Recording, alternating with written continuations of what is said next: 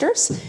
With the start of school next week, this feels sort of like the beginning of a new year, although this is actually our last of regularly scheduled meeting of the 2017-18 school year. And without further ado, will you please join me in the Pledge of Allegiance? I pledge allegiance to the flag of the United States of America and to the republic for which it stands, one nation, under God, indivisible, with liberty and justice for all. Thank you. Will the Secretary please call the roll? President Mason. Present. Vice President Andrews. Director Lassane. Present. Director Mitchell. Present. Our first item of business this evening or this afternoon is the adoption of the agenda. Dr. Comey, you please introduce the agenda. I'd be happy to. Consistent with plans established at your 2017 Summer Planning Workshop, tonight's agenda contains several elements related to both the district's strategic plan and the board's annual goals. There is this evening a segment for routine business, a segment for recognition, a segment for board comments, a segment for the superintendent's report, a segment for strategic progress reporting, one for unfinished business, one for new business, and a segment for upcoming agenda items. Since we published the agenda to you on Friday, we've made a few changes.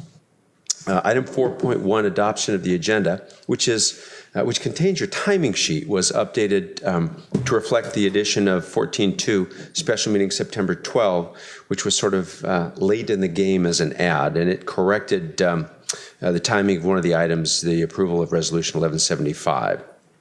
Item 7.25, acceptance of board annual meeting plan for 2018-19 was updated to add that September 12 special meeting that we wanted to make sure was on there when you accept this first draft. Item 9.1, the superintendent's report will be updated during the meeting, as is customary for your regular meetings. Item 10.1, a strategic plan end-of-year progress report for 2017-18 was updated with a revised and trimmed presentation. Item 12.1, approval of Resolution 1175 was revised with an updated presentation and attachments to reflect the update of our budget forecast in light of the tentative agreement with the Everett Education Association. Item 13.1, approval of Resolution 1185, formation, membership, instructions, and guiding principles for a high school growth mitigation planning committee was updated with some revisions to the presentation. And then item 14.2, special meeting, September 12 was added to that element of the agenda. So really no substantive changes to any of your action items, but a number of, with the exception of the budget, and an update to a number of things that occurred across the course of your workshop and special activities over the weekend. Now, the board may elect to change the order of business by a majority vote of the members. This is not the point in your agenda where items are removed from the consent agenda. In all other respects, the agenda as it was originally published to you, and we ask your approval of the revised agenda. Thank you. Is there a motion to approve the agenda as amended? So moved. Is there a second? Second. It has been moved by Director Lassane and seconded by Director Mitchell. Is there any discussion? Hearing none, we will move to a vote. All those in favor say aye. Aye. All those opposed, no. The motion carries. Which brings us to section 5.0, recognition. And tonight this afternoon, we are privileged to have in the boardroom our new administrative staff, which we are looking forward to meeting. I know you've been in your buildings and busy getting settled, but we are thankful that you took time this evening to come share your experience and meet us. So without further ado, Sally. Well, Dr. Lancaster, sorry. Kick it off. This summer, the principals have been being powered with passion and purpose. We're excited to have each of them here. In board docs, you have some background information about what schools they attended. What we're going to do today is talk to you about how they make school the best part of each student's day, what support they need to be successful, and also what makes them happy. So you will learn a little bit about them. I'm going to start with Donna Morris, our new principal at Silver Lake Elementary. Donna she makes school the best part of students' day by helping them connect with other students and adults. So with her, it's really all about relationships and making sure that every student belongs. She believes that Everett Public Schools can support her by providing her opportunities to collaborate with her colleagues. So we have committed to doing that, and she's had numerous opportunities already. What makes her happy is helping others grow both personally and professionally. She also is very active with music in her church and with her family. So I'm pleased to introduce Donna Morris, the principal of Silver Lake.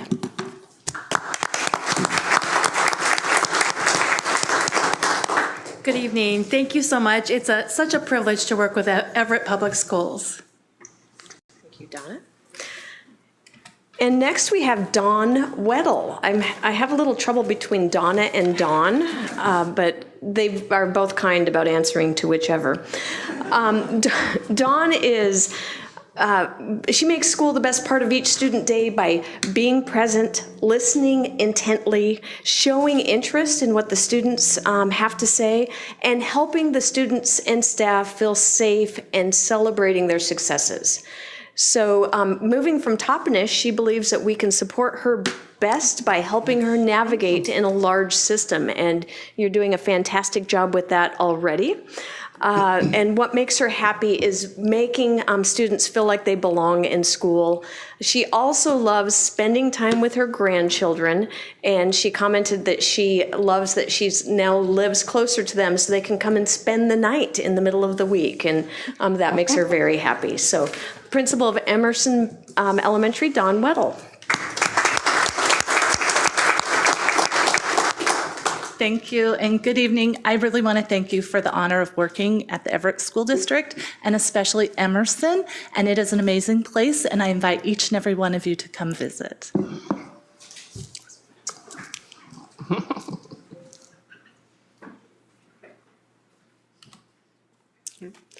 And I'm pleased to introduce the new assistant principal at Woodside Elementary, Clinton Parker. Clinton comes to Everett Public Schools by way of Florida at the beginning of his career, and most recently at Seattle Archdiocese and Mount Lake Terrace. The best part of his day is to make students feel safe and celebrate their successes. Clinton finds happiness in his family and in the service of others. In addition, he enjoys the Seahawks and spending time with his family. Welcome to Everett, Clinton. Thank you.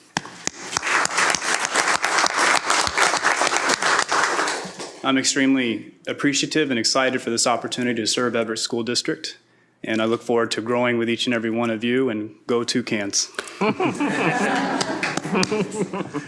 right, and I would like to introduce the new principal at Cedarwood Elementary, Mr. Bruce Rhodes. What makes school the best part of Students' Day for Bruce is that they are always at the center of Bruce's why. Students are the center of his work, and it is very obvious when you speak with Bruce his passion for helping each student reach their goals. Prior to Everett Public Schools, Bruce's administrative experience was in the Edmonds School District and Seattle School Districts, and also in California. He's an avid cyclist, gardener, and singer.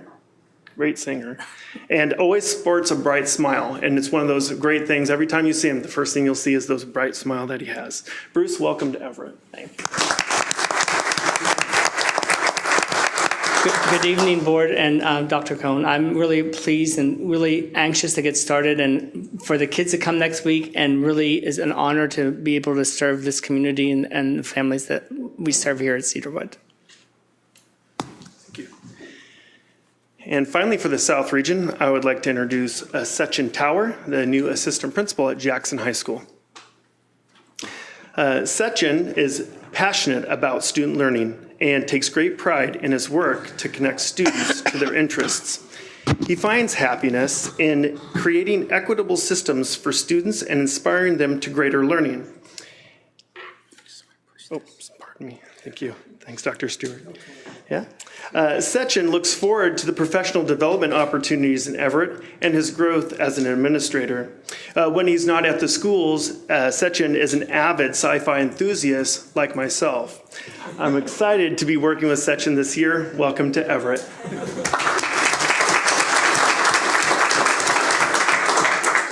Thank you. I'm very excited for this opportunity to serve my community and to work to help students develop a lifelong love for learning at Henry Jackson High School. Thank you.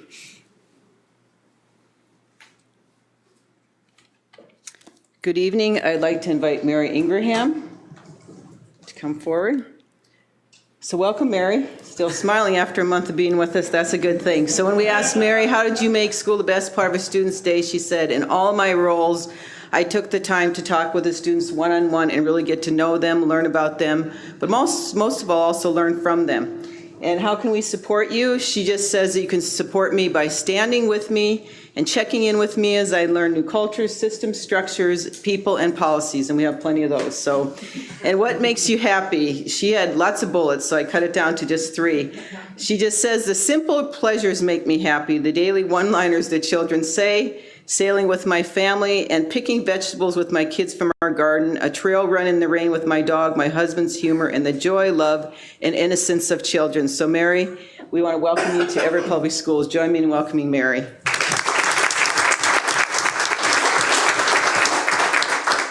Thank you. I'm so honored and privileged to be joining this community and this team, and just look forward. I mean, my list of happiness is long already, but I just added a whole bunch to it. So thank you so much. And now I'd like to invite Eric Jennings to come to the podium here. So Eric worked at Jackson High School with us, so I know he made a lot of students' day each and every day. So when I asked him, how did you make the school the very best part of each student's day, he said, I would always find a way, to make that personal connection with students, whether it was asking a question to them or just using a specific example that related to their interests or experiences. And he said, I wanted them to know that they were part of the learning process, but most of all, part of our class. And then how can we support him? All of us in this room, in the community. So far, it's been great. Help me be a part of the team. Remind me what it means to do good work for students in Everett when I am discouraged and tired. Teach me how to use the tools that I need to create the greatest possibility to learn from students, and remind me not to take myself too seriously. I thought that was great.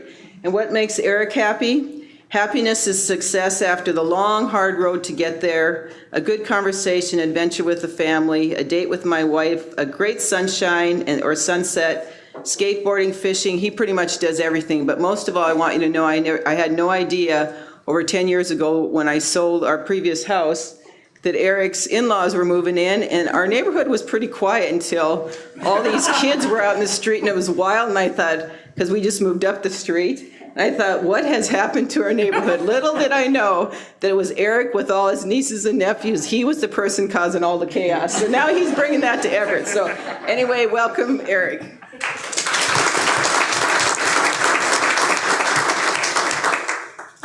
Thank you. I want to let you know that I'm so grateful to invest in the children in this community, and then also to do it with these fine professionals. I feel like I'm equipped to do really good work. So thank you.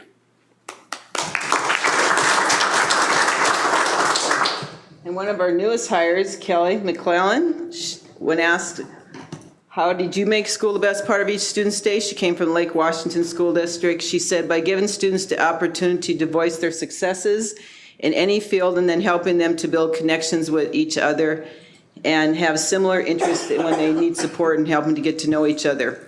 How can we support you? She said, so far, I've had an incredible amount of support in terms of answering questions and setting up all the new systems that we have in Everett Public Schools. And she just hopes that we'll continue that support, especially helping her make the community connections and helping her utilize the resources and the support that the greater community offers. What makes her happy? Riding my moped.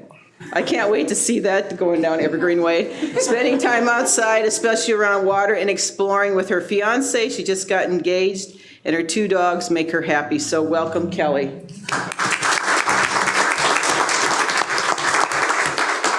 Thank you so much. I'm incredibly grateful to have landed in the team in which I did land. I truly believe that all together we're making Evergreen an amazing place for students to attend. And I, again, am just incredibly grateful. Thank you. And then last but not least, one of our very own, Jennifer Reyes. Welcome. So I like to say she attended elementary, middle, and high school with us, but she reminds me, no, Joyce, I just went to Cascade and graduated from Cascade, so she's one of our own. We'll take credit for it all. So how did you make school the best part of each student's day at Whittier Elementary? She said, by making sure that I greeted each student and I got to know each student's name, connecting with them beyond academics, really understanding their interests, their hobby, and life outside school, and sharing her own life experiences with them. And then how can we support Jennifer? She said, by providing her a strong mentor, which we've already done, check that off, checking in on me and personally seeing how I'm doing. We've started that, and sharing ways I can continue to build my my leadership capacity and impact in order to support students, families, and teachers. And then what makes her happy? What makes my face and heart happy are my family, friends, music, dancing, sunshine, and encouraging students, families, and staff to persevere even when things get difficult. So anyway, welcome, Jennifer. Thank you, Dr. Stewart, and good evening. I would just like to say that we have a wonderful cohort of new admins. We did a bus tour, and I can guarantee that all of us are going to work collaboratively with each other, with the community, with the families, and with the staff in our buildings to really work towards supporting our students through success. So thank you, and looking forward to the new school year. So last spring, some of you remember Director Mitchell told us about the book, The Power of Moments. And I know that each and every one of you are going to create not just moments, but great moments and great experiences, because it says that that all leads to extraordinary impact. So we all just want to welcome you again. And Sechin, we're going to have you come up here with board members. No, Dr. I think we'll have the board members They're going to come down here. Okay. All right. Stay where you are. We're going to have the board members come down here. No, she was right. Come around. Yeah, come around. Okay. All right. So down here. There we go.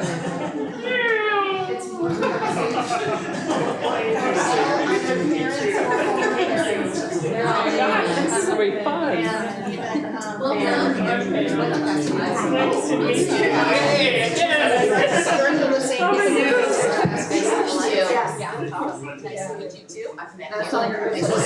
They're both Cascade grads.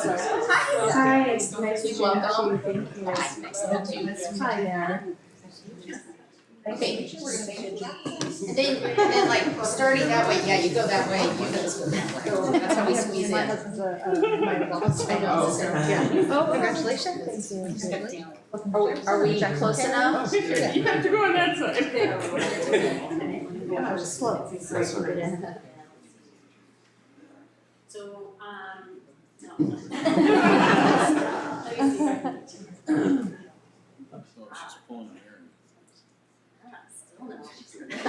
Did you get everybody? Do we need to get tighter? Yeah, I think maybe Two lines. real quick. Two lines. Two rows.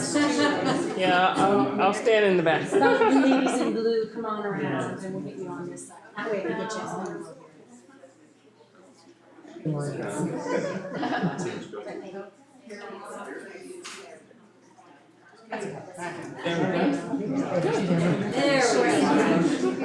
Yep. Now we got it.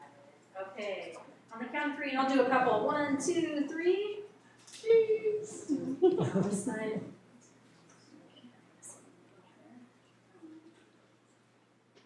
All right. 1, 2, 3.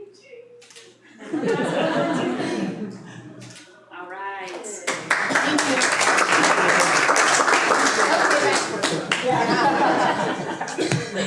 I have to give one.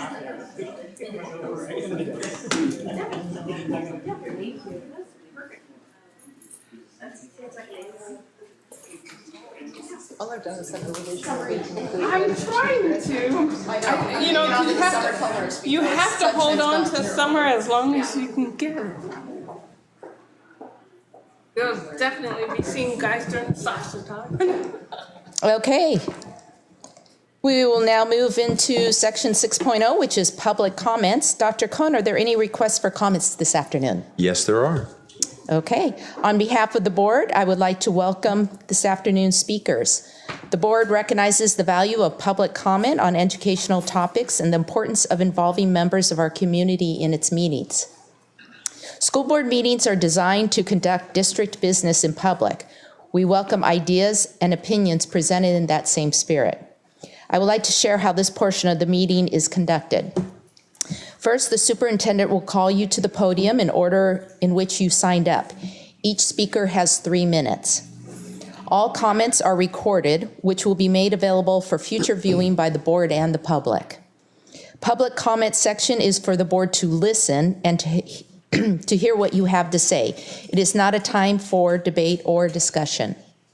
As board president, I have the responsibility to ensure the meeting and all conversations are orderly, productive, and respectful, and I appreciate your help with this responsibility. Dr. Cohn, may you please introduce our first speaker this evening? Yes, I'd be happy to. The first speaker this evening is Patrick Hall, a resident of the district. He'd like to speak to you about the Longfellow School, and I want to let you know that the green light will signify the start of the 3-minute allocation, and the yellow a 30-second warning, and the red the expiration of time. Hello, thank you, Dr. Cohn, board directors, for letting me speak. First of all, I want to be clear that tonight I am speaking only on my own behalf and not in any official capacity like last time. I know that the fate of the Longfellow School is not on tonight's agenda, but I know that the issue of what to do with it is far from resolved. I would like to take this opportunity to explore what value this property might have for our city. I am not here to tell a sentimental tale about the history of the building or to talk about honoring Henry Jackson. Historic preservation in the modern era is not about trying to freeze a city in amber or trying to preserve old buildings in their dilapidated state just to be ornaments on our landscape. Today, the focus of historic preservation is on revitalizing cities.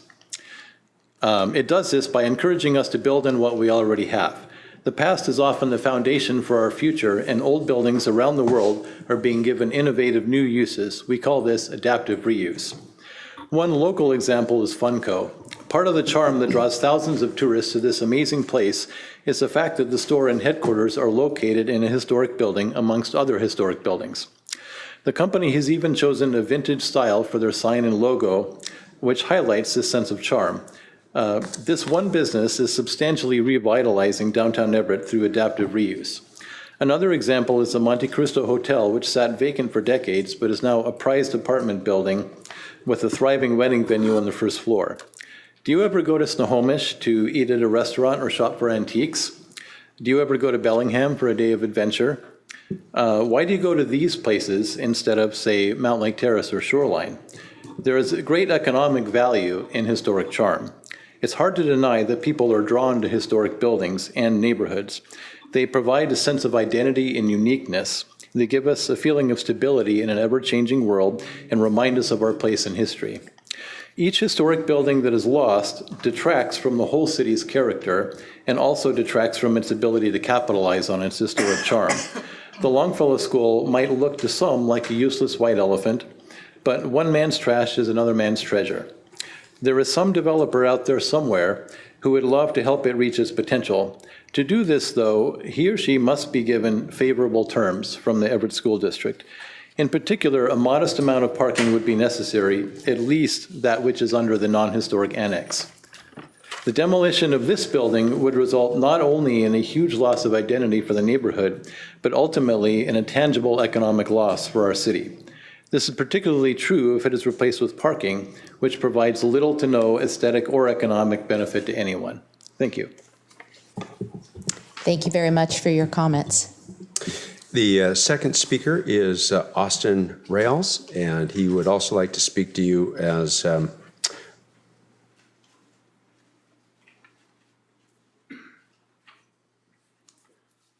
Thank you. I would like to speak about Longfellow Grade School.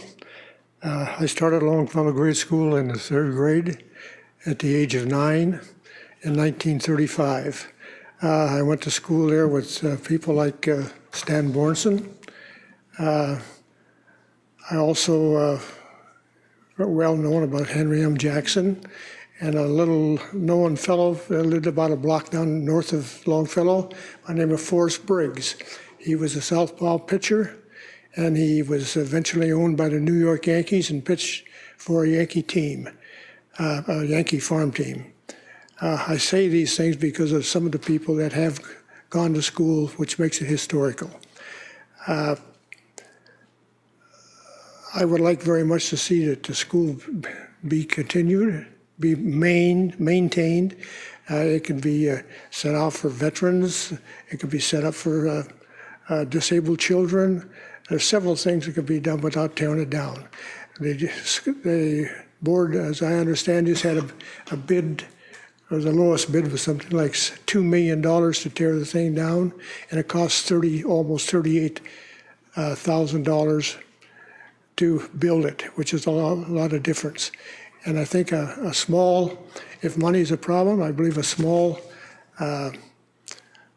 tax increase would be welcomed by the people to maintain the building and keep it as it is. Stan Bornson, as you know, went on to have his TV show and his music. I graduated. I went all the way through school with Stan. I graduated from Everett High School in 1943, and I've made this mostly my home for the rest of my life. And I would like very, very much to see the school. Not the school continue, but the building continue the way it has been in the past. Thank you very much. Thank you very much for your comments. Directors, my apologies. We did not screen these for residency. That's my error. And I'm afraid we've got a couple in here who appear not to be residents in the district, but I'm going to go ahead and call them unless you object. The next individual who'd like to speak to you this evening is Jennifer Jones. She would like to speak to you about boundary changes, and she is a resident of the district.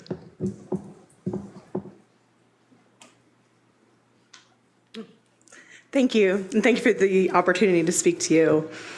I understand that you are considering boundary changes for the high schools because of the overcrowding, and I definitely think something needs to be done, but I think that at this point, just adjusting for the high schools isn't going to fix the problem. I think that's just a small Band-Aid.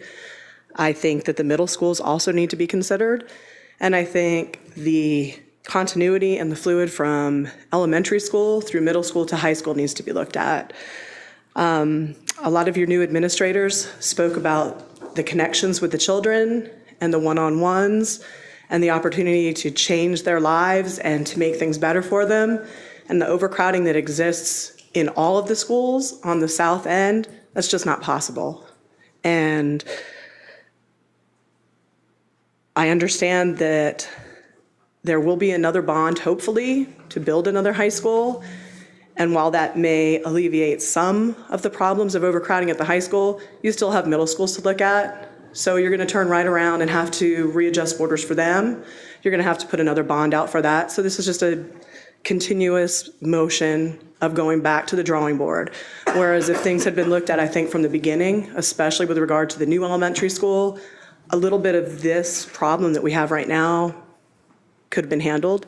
A little bit of the hurt feelings, especially on all ends, the north end and the south end, could have been handled. And I think that rather than just looking at a quick fix for the high schools, you need to look at the big picture. Thank you again for the opportunity to speak.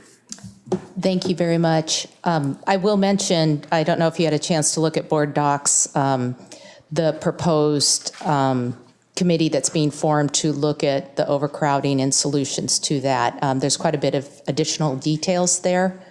And there is, I don't know if it's posted in board docs, but there is a, Mike, are the attachments in tonight's, does it reference the modernization cycle of how far out we're looking and the capacity?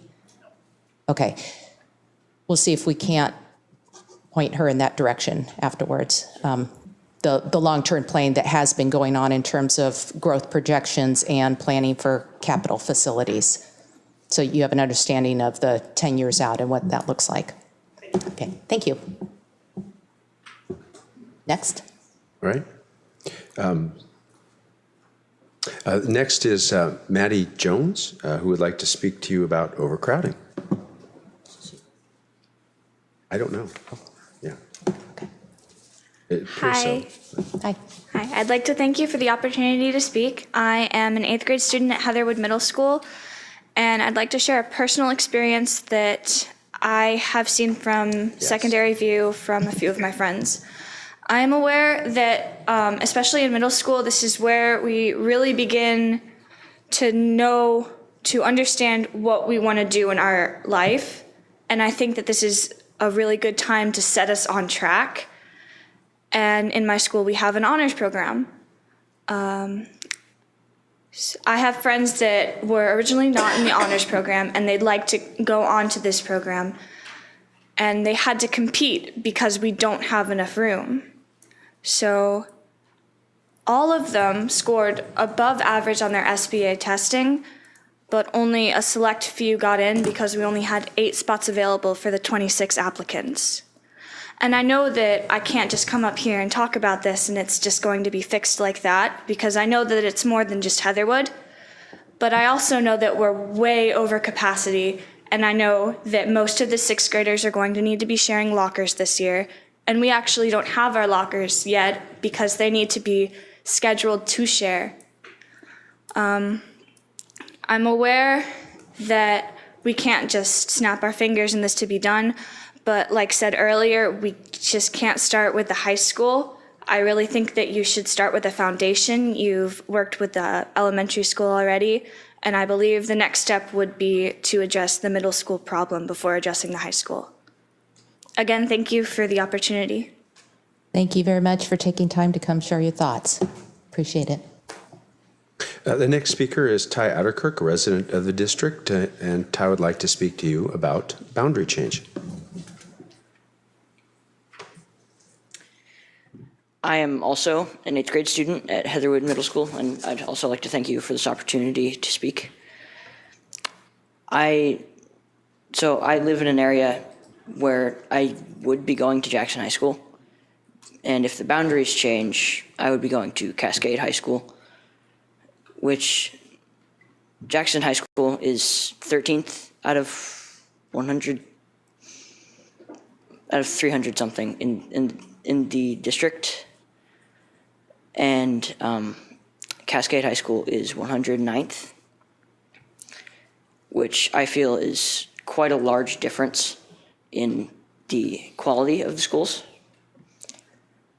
And I feel as though it would be a detriment to my education coming into a lower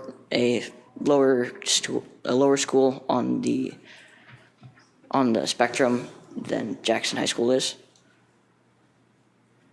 And I know that this is coming to a vote, and it's not just one person's comment, just like the previous speaker stated. But I feel as though that I can make a difference in this. So. Thank you very much. I did want to clarify, nothing has been determined as of yet. Tonight, what we're voting on is a plan to make a plan. So, so we'll be working through that, and we're going to involve students and people from the community to help us make those decisions as well. So thank you very much for your input tonight. Thank you.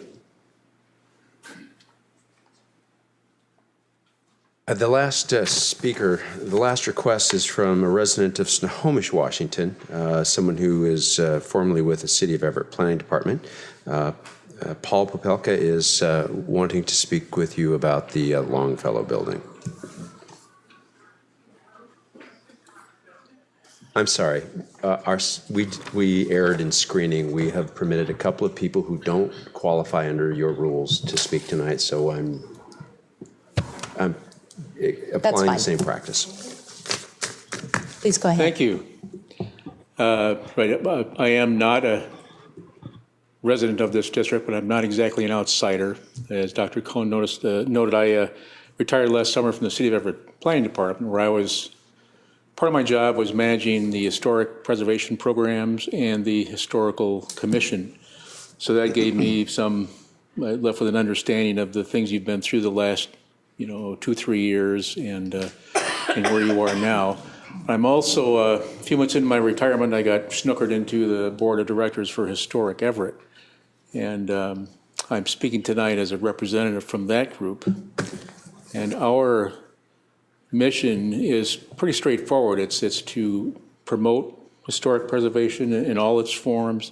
It's to educate and advocate. So I'm here tonight advocating.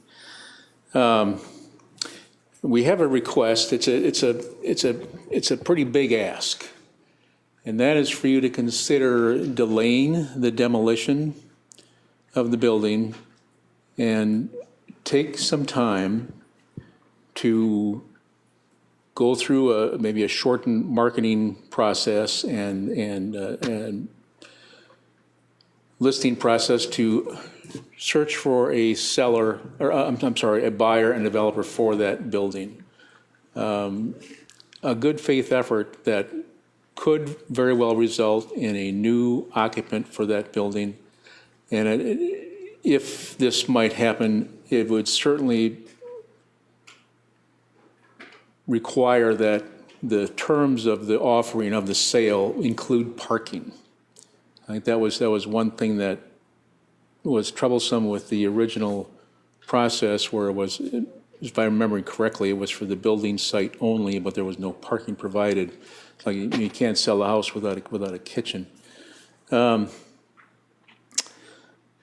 That's basically what we're trying to bring forward for you to consider. I know that I say it's a big ask because you are at a point where you've taken bids for demolition. I understand there's maybe a problem with the budget for that, but I think this is a missed opportunity, and this may give you another opportunity to make one more attempt before you proceed to remove that building. It's important to the community, and frankly, I think it'd be fiscally responsible to give that some effort.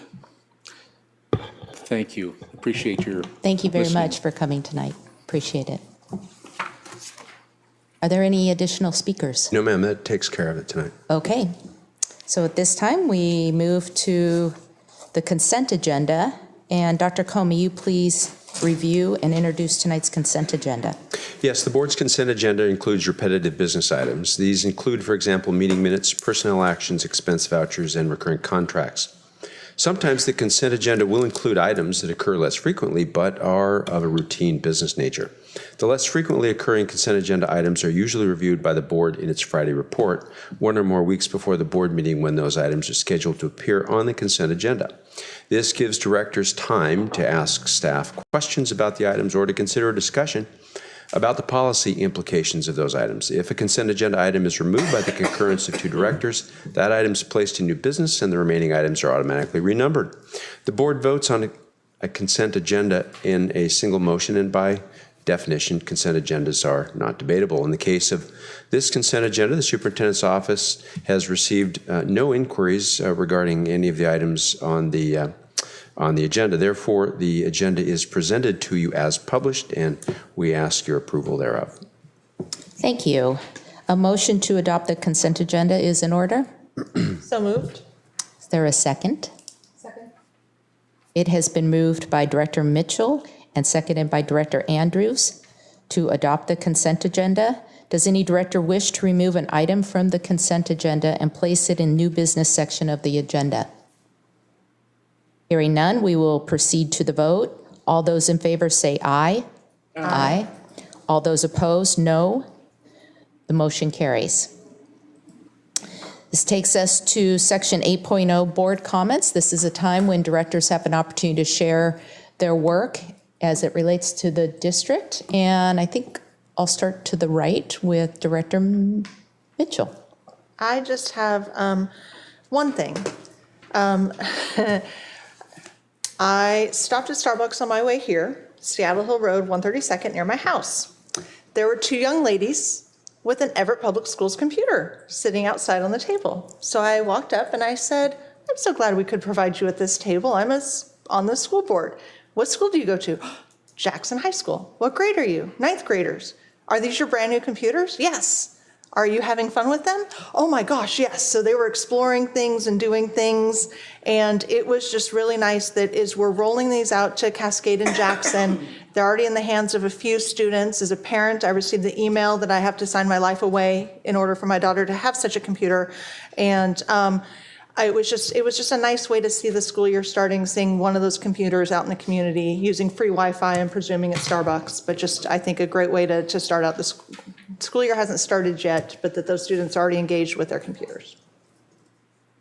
Thank you. Director Andrews. I just wanted to say I really enjoyed the summer graduation. It was so helped you understand our strategic plan and 100% graduation rate and how we focus on each student. It's always just such a joy to hear about those students who have made it that last step and graduate in the summer. Also thought the retreat was very productive. I was exhausted after 2 days. And hard to believe another school year is over, but here we go into a new one. Off again. Yeah.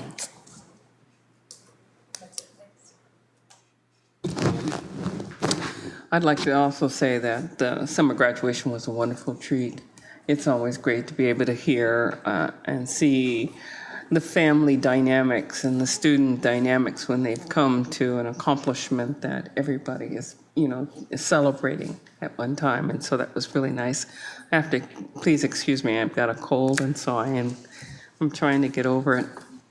But it's really nice to see that family dynamics there working together and how people are celebrating the success that their students have made. And that's really a plus. The board retreat was great. We did a lot of work.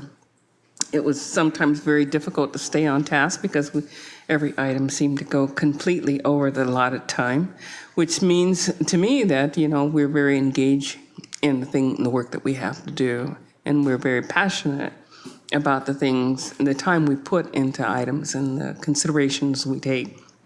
And I was very glad that we took a lot of time to think about the actions that we take on a regular basis. And we try to make sure that we are representing all of our students and all of our families and staff too. And we try and make the decisions that we're paid the big bucks to do. Not that we're paid any big bucks, I can't say that's true, but that we really take the time to make that work. I am very excited about having the ability to start school on the 5th and having the opportunity to see bright and shining faces come walking up to the doors of each one of our schools. And it's also a nice thing to be able to drive. I did drive around some of the schools today to see nice green grass in the front of the building, and I was really happy to see that. There was a lot of work done this summer to ensure that our schools are well taken care of and maintained, and that when the kids come up, they'll be walking into a nice shiny building, which is really nice. And the staff is getting prepared for those kids. So I'm looking forward to the start of school. And hopefully every parent out there will be so too when they don't have to worry about what activities are my kids going to be engaged in during the summer so they can be back at school. So I'm glad. Thank you. Thank you very much. I too really enjoyed the summer workshop. I think, unlike a lot of districts, we spend quite a bit of time as a board planning and reflecting on the work that we do and learning. And I think that is very indicative of our charge to the district in professional development and making sure that our teachers are also well trained, that we too take that time to learn and grow and reflect on what we're doing. I too am thankful we have a start date of next Wednesday for the first day of school, and I want to take an opportunity to thank the bargaining team that has spent countless hours I don't think it's really reflected in newspaper articles, the number of hours that the team, both from the EEA and the district, puts in to find resolution. It's a difficult process, and it takes a lot of give and take, and I'm just very appreciative that we have a relationship between the district and the EEA that we were able to come to an agreement. With that, I'm going to turn it over to Dr. Cohn for the superintendent's report. And I'm going to have to ask you to allow me to include my items in the next meeting. It seems that this thing is frozen, and I don't think I want to take any time tonight to try to fix it. Okay. So let's say there's no superintendent's report this evening. Okay, we'll have double the celebration and news next meeting. Looking forward to it. Okay. Then that moves us to section 10.0, which is our strategic progress monitoring. And tonight we have our strategic plan end of year progress report. Mike Gunn is going to kick things off, but I believe just about everyone is involved here because it's the strategic plan, and it spans every topic of the work that we do. Mr. Gunn. Thank you very much. I'm opening up the presentation right now.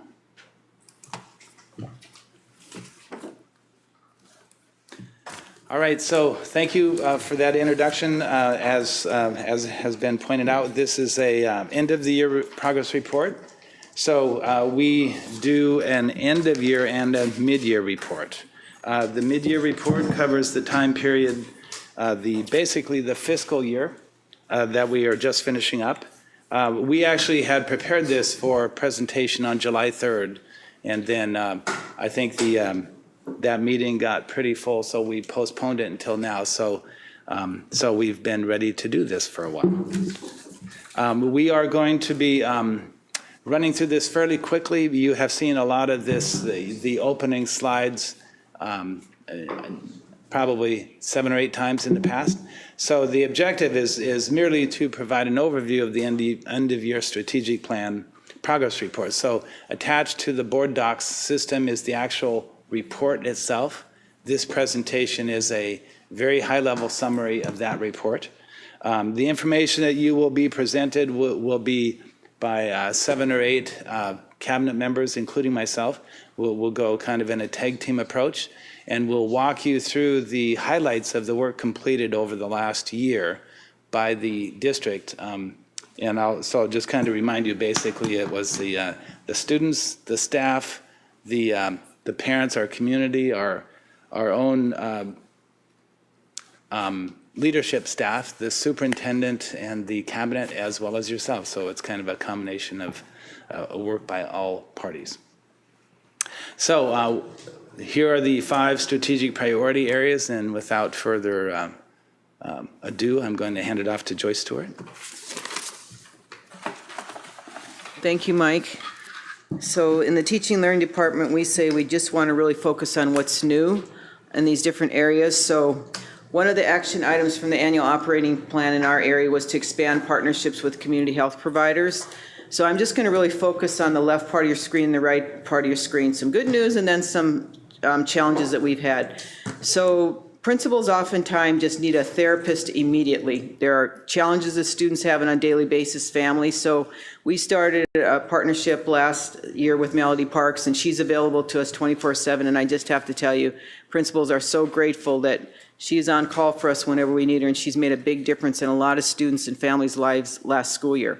So that's the good news. Over to the right, the therapeutic health services banner there. I talked to you last year how we were going to we did pilot at Everett High School services, health services we were providing for students who were struggling with different drug addictions. So we wanted them to get therapy right on campus. So they were required to go through these treatments for a specific amount of time off campus. So we wanted to provide that on campus. I'm just telling you it didn't work out so well, and we won't be continuing that. It was very, very difficult to fit that in their schedules, but we tried. And it was too fast to try to have the students do that during lunchtime, and so we aren't going to be continuing that, but I want you to know we made a very good effort at that. The next slide I want to talk about it, that was one of our actions, was strengthening the transition between 5th and 6th and 8th and 9th. And again, you can see the 2 pictures. What we did this last year is during our last 2 principals meetings with our elementary principals and then our secondary principals, is we spent the entire 2 hours, making sure that they were transitioning all the social emotional data that they had in our students. So you see in one picture, you see the elementaries meeting with, so there is Cindy Foster meeting with the Evergreen administrators, the new ones, and then you see in the next picture the same Hawthorne meeting with North Middle School. So we did that both 5th and 6th and 8th and 9th, and by scheduling during their principals' meetings, we ensured that it happened. So this next slide, I really want to highlight that we were monitoring, you saw last year, so I'm not going to spend a lot of time on all the different ways we were monitoring attendance last year. And actually each summer professional development, we have mentioned that this is one of our greatest struggles in our school district, is getting kids, like I've said before, to leap out of school and come to school. And we've just talked a lot about engagement and connection. So again, I'm going to reporting out that this will continue to be a big focus in all of our schools. We had Safe and Civil Schools here 2 weeks ago, and that group spent time with our school administrators on sharing different strategies, and a lot of the strategies were new to them. So this is our latest report on that. I thought you'd really have fun with this slide. So you know that one of our actions was to implement the elementary report card, the 21st Century Skills, and we showed you the rubrics. So I put some of the students' comments on there, and I thought I just read one, the left one. These are students from Garfield Elementary giving feedback on our rubric. So like the first slide, I tell you the celebrations, but I'm also telling you some struggles tonight. This student says, I think it's best if you had synonyms for the highlighted words. The class would be able to understand this better. And the second to the right said, this rubric is confusing because some of the words used are hard and too hard to understand. For example, rationale, pertain, and others. Some of the words I do not know are paired with other words, and I know it just doesn't seem to make sense. So we're getting feedback from kids so we can make some changes on this rubric. This one says it's just a lot of words. I thought the second one, without me laughing about this, because it's really good feedback, so you always ask for honest feedback, so here you go. I think they took something simple and made it difficult to grasp the meaning of the text. So, be careful what you ask for, but we were really excited about our rubrics, but I guess I'm hearing that we need to go back and look at these again. So those from the mouth of babes. I thought this was really exciting.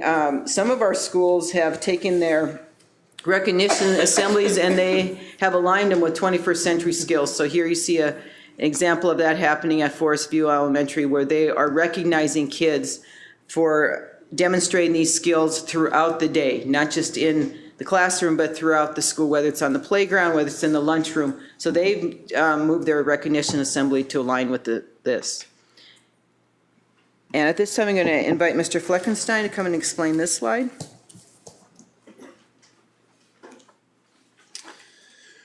Well, continuous improvement and a can-do attitude are at the heart of the teaching and learning department, and it is in this spirit that this particular slide we share with you that demonstrates the monitoring of our summer school program at the elementary level, and is a support for the beginning of our on-time graduation work in Everett Public Schools. The information that you see in this particular slide is trying to communicate how students who were in summer school the previous year, how they performed this year on the Smarter Balance assessment at Forest View and at Garfield Elementary, in addition to the impact of summer school on DRA scores over time at Lowell and Emerson, reflecting that our summer school programs are in that continuous improvement model and reaching more students and elevating performance.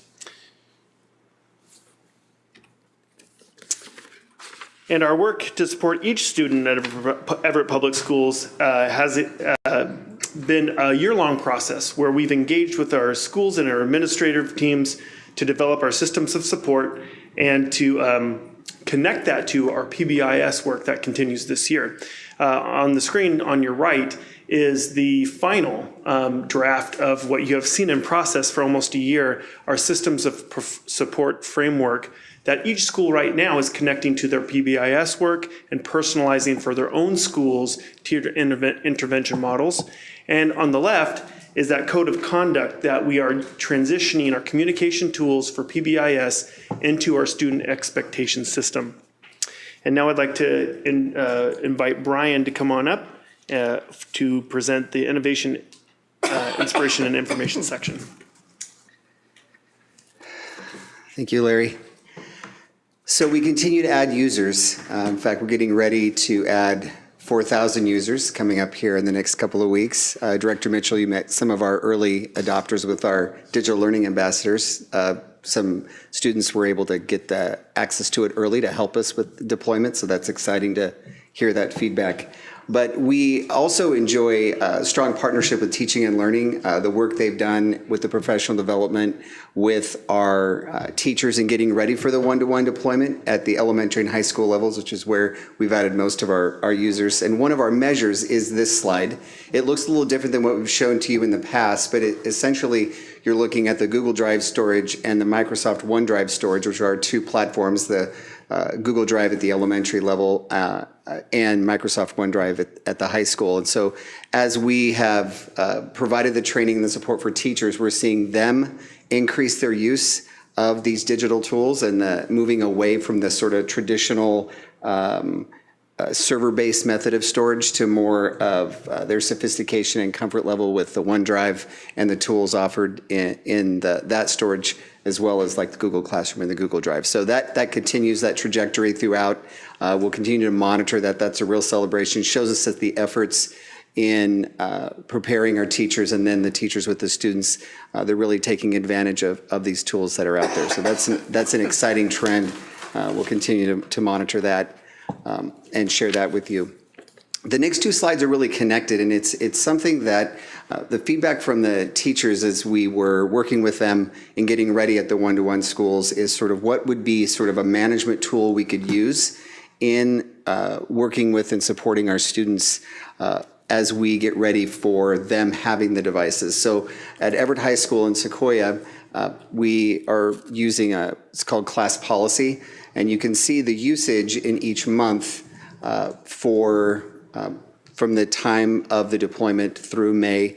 And you'll notice at the beginning of the year, there was an increased amount of usage. And one of the reasons for that is really connected to the next slide. It's kind of more difficult to see the smaller slivers, but at the beginning of the year, you saw teachers with a real wanting to get a comfort level and an understanding for access to what their students were doing while online. And you'll notice as the year progressed, and you heard some of their feedback, the teachers that they shared worth working with their students, that they needed that less than using it as an instructional tool. So that slide that is the quick apply screen lock, that color slide is where they're using it to boot up a website so that when the teacher or the student enters their classroom, the website and where they want them to go to is ready for them right away. So they started to utilize it less for keeping students in certain, keeping them out of places, and more like booting up stuff for them to be there right away. And so their comfort level, this showed us that their comfort level and their feedback was increasingly positive, and the use of class policy as an instructional tool was more of their focus as the year progressed. So that was an exciting trend. We'll be using that at Cascade and Jackson as well. The last slide, this is also something new. We've shown you professional development through Who Knew It or Atomic Learning, but we wanted to highlight sort of something that we've just started, the video conferencing. Zoom is a free tool that the state has provided for a certain number of minutes for us to do some video conferencing online. We have seen different staff use this a lot in conferencing with each other for learning, for delivering instruction, for connecting with our community. You'll see the number of minutes there. And the exciting part about it is we really just sort of scratched the surface with Zoom and its opportunity to utilize some new tools that are out there. About 400 hours of time with 50 users. They get a free 30 or 40 minutes, and we saw a number of users. This is through May. We had a lot this summer as well. So utilizing this mode of communication and collaboration is an exciting trend we'll see continue to expand, hopefully, as we learn more about the product. Next, I believe I'm calling up Dr. Lancaster. Thank you, Brian. So our equity work continued into the second half of the year, our community engagement work. Two events I want to showcase. The Lower left picture there is our YDP Youth Development Program graduation. That's for students of African descent. The graduation ceremony was pretty fantastic, but also a neat thing. They invited parents to come and do some focus groups beforehand, and we had many district and building administrators there listening to the parents who had some very insightful comments about how we can improve the school experience for our African American students. So that was very meaningful. And then the other three pictures are for our Natural Leaders celebration. We had a DJ over in the Port Gardner rooms, and the kids were all in here. We had about 70 people here that night. There was music, some salsa dancing, but a very fun experience. It was nice to see the moms and dads engage in that way. Next, we continued with our equity training. We focused with the administrators on culturally responsive practices in TPEP and how they can think about equity in that teacher-principal evaluation process. We also spent a significant amount of time and resources buying materials for students at the schools. So we purchased materials at all of our schools that represented underrepresented populations, authors of color, families of color. We really emphasized not just buying books that had a character of color, but books about and for. So the librarians were very enthusiastic about that work. Additionally, at the end of the year, we were able to purchase some LGBTQ resources for all of our secondary schools. So again, the schools were very excited about that. And Larry's next to talk about strategic partnerships. Student safety is a primary focus of our work, and we are proud to be partners with the Everett Police Department and Mill Creek Police Departments who have SROs in our secondary schools. We've, over the past year, strengthened our working relationship with these two police departments by revisions to their annual contracts, which are in your consent agenda, and also updating their own standard operating procedures as an SRO in our schools, and our mutually agreed upon expectations of SROs in their day-to-day work with administration and students. We're looking forward to our SROs joining our campus security officers this Thursday as they return to work and begin their year with their annual training. And now I'd like to invite Mike up to the podium. Thank you, Larry.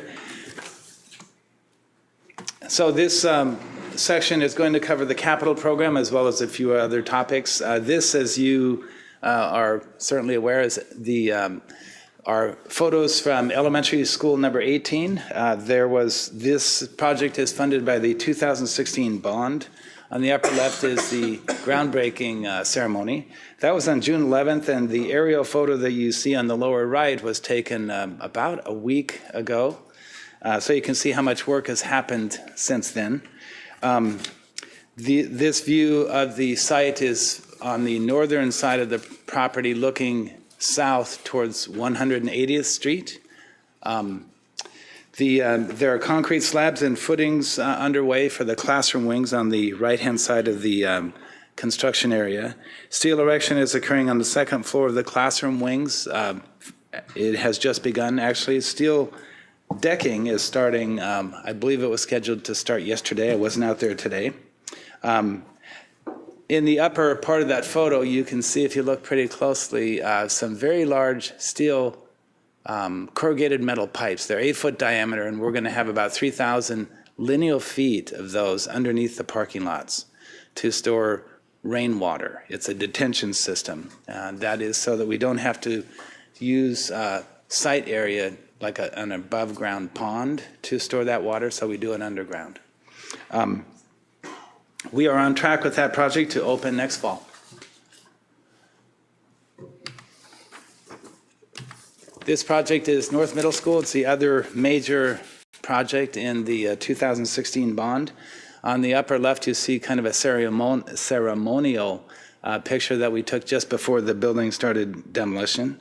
That's myself, Darcy Walker, Stephen Krause, and the principal and assistant principal, Mitch Entler and Andre Samuels. The aerial photo at the south side, at the right-hand side of the slide is taken from the from the eastern part of the property looking towards the west. We have a variety of aerial photos and videos, actually, that our communications office assistant, Cody Hendrickson, has taken, and they are great photos. On the upper right is a rendering of the project for when it will be all done.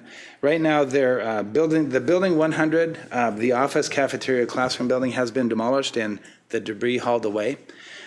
We have moved 11 portables onto the playfield, 10 classrooms and 1 office portable. You can see that in the upper right-hand side of the photo over here. There's temporary fencing in place to separate the construction areas from the occupied areas. We're getting ready to start school. The portables are in place. Ramps, stairs, and skirting have been installed. Furniture is being installed now. The phones were installed yesterday. Computers are underway. They were underway today. The gymnasium was used yesterday for the new student orientation. So that kind of gives you an idea of the where we are with the site work. We are on track with the schedule to move into the new building in the fall, and then that will be followed by demolition of the other classroom building, Building 200, and renovation of the gymnasium music complex as well as the site work. The technology implementation is also underway. One-on-one rollouts and the infrastructure for those were performed over the summer at Cascade High School, Jackson High School, and those other schools as shown, Cedarwood, Jackson, and Whittier Elementaries, as well as 25 portable classrooms were installed and furnished and hooked up and equipped this summer as well. Synthetic turf fields, the Memorial Stadium baseball field is complete, and we've been using it for quite a while. You can see the picture in the upper right, as well as the Everett High School Lincoln Field turf has been replaced, and it is also in use as we speak. Site improvements, we are just about done with all of the landscape and irrigation system upgrades that we had under contract for this summer. We're going to be taking the next week and a half or so to do a little bit more at a few more projects. We touched base with some of the principals and instructional leadership staff recently on this, and we're going to do a little bit more. But we are just about done with what we had under contract. And then also we refinished in concert with the City of Everett, the Everett High School tennis courts. Those were also refinished. The safety and security upgrade projects are underway. We are nearing completion of this for the start of school. And kind of the status of those is that the remodeled entries at the 4 clone schools should be ready for the start of school. We are kind of going right up to the wire with some of the storefront deliveries. I believe they're supposed to be here this week so that we can get them installed before the start of school. Their video intercom systems at all schools will be installed and operational, except for 4 schools, North Middle School and Woodside, because those will be done as part of the modernization program in the 16 bond. And then Everett High School and Cascade High School, because their campus layouts don't lend themselves to that. Those 2 latter schools will be, I'm sure, considered for improvements on security system improvements in the next bond. The access control systems, those are the card readers that will be used at the front entries of the schools. Those will all be in place too, hardware-wise, by the start of school. We will not be using those systems across the district, though, completely for about a month and a half or so, because it takes that long to train the staff, to use the systems, to issue the new the cards to all the staff members, and then to get them trained on that. So that's going to take about a month and a half to do. And it's a pretty large undertaking between maintenance department and HR, as well as our department doing some of the coordination on that. Some other projects, we are working, as you're well aware, on we worked on a 2018 capital bond proposal. Now it's kind of morphing into a future capital bond planning discussion. We are also heading into, and we'll talk about that here in just a little bit, a high school growth mitigation planning committee process. And then also the elementary school boundaries have been adjusted and the new boundaries will go into effect a fall a year from now. And then this final slide is usually something that our finance executive director prepares. I'm going to do it real in short order tonight and just say that this slide is in there really to help remind not only you but also the community members that see this presentation the effective management of resources that we continue to earn accolades about. And this quote quote from Moody's, the Everett School District benefits from a strong and proactive management team that demonstrates conservative budgeting practices, conducting multi-year forecast, cash flow projections, and scenario analysis is tremendous testimony to that. So with that, I believe Peter Scott will be stepping up. Thank you. Thank you, Mike. One of the exciting things about strategic relationships is the growth of our systems in our early learning department. Of many things that we could highlight, I wanted to highlight a few things in that area. New partnerships established, as you can see here. Current partnerships expanded. Some of the highlights include the Boeing Company supporting the new early learning math facilitator position, and the expansion, the new partnership with the City of Mill Creek with our Play and Learn program, which you're familiar with. This is really all about the theme of students, parents, and caregivers, educators getting together as a community to get better at what they do, to support kids, to be prepared for kindergarten and attack that early learning gap that we've learned about that is so important, particularly in the areas of social emotional learning skills and in math skills. And you can see some of the opportunities that the community has had alongside, and in many cases driven by our early learning department, to engage the community in book studies. You see that first bullet there, purposeful play, again, sort of paying attention to how kids learn best and taking those practices to scale. And then really honing in and taking advantage of opportunities that allow students to learn skills that they could practice at home. So parents can lead that learning at home as well. We're really excited about that. Xenomath is something that we've communicated in the plan as well as in the strategic plan. So we are really, really excited and proud about the opportunities that staff and the community have to sharpen these practices in the service of our youngest learners to, again, address head on that early learning gap. Now I'm going to hand it off to Dr. Riley Black. In addition to the early learning partnerships highlighted by Dr. Scott, our strategic relationships advance and enhance our work in the areas of health and well-being of our students, their college and career readiness, as well as STEM learning opportunities. Over this last year, we've reported to you the progress and status of our strategic partnerships and relationships. So this evening, I will round out this entire presentation by providing some new updates of the partnerships that support STEM-related or STEM-focused career-connected learning. Over the last school year, with support from the Boeing Company, we partnered with Washington STEM to develop career-connected learning materials, including materials that supported the launch of our summer internship and our youth apprenticeship programs. And some of those materials are highlighted on this slide. The launch of these programs would not be possible without local employer partnerships. This summer, we hosted 19 internships aligned to our STEM career pathways. Employers of these internships included NOAA, the National Oceanic and Atmospheric Administration, as well as Nora Farms in support of our energy and sustainability pathway. Everett Parks and Recreations, as well as Everett Public Schools, supported internships with the focus on careers and education. The Village Theater supported internships with a focus on communication and information technology. And the Imagine Children's Museum, as well as Everett Public Schools, supported internships with a focus of business and professional services. Providence Everett Medical Center hosted 9 internships with a focus on our medical and health careers. And Gable Piano hosted internships with a focus on engineering and advanced manufacturing. We also launched eight youth apprenticeships in partnership with the Aerospace Joint Apprenticeship Committee, or AJAC.